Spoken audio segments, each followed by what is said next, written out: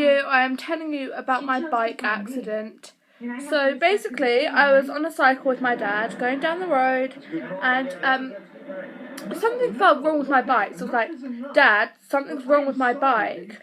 And he was like, "No, it's alright." And so I continued, and then it wasn't to do with my bike. I hit the curve and fell straight over my bike, and the handle of my bike went straight into my neck here, chest, and that really hurt. And then I sprained my ankle, which also really hurt, and twisted my thigh, and so I couldn't walk. There were two bicycles, my dad was cycling, so we couldn't get home.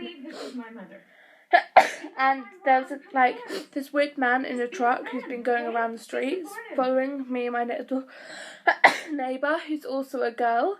And so I didn't want my dad to leave me there, especially with a sprained ankle.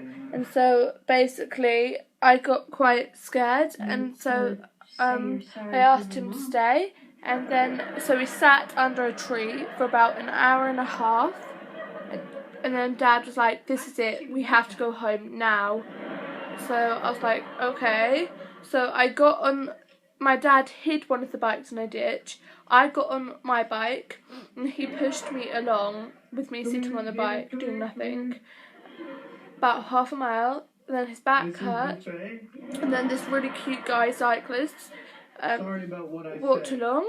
And he smiled at me. I was like, "Hey," and then I was like, "Oh my god, it actually looks like I'm learning how to ride a bike," because my dad was holding the bike, and so I was really embarrassed. And then we got home, and I was in bed all day, and I watched catch-ups of iCarly at home.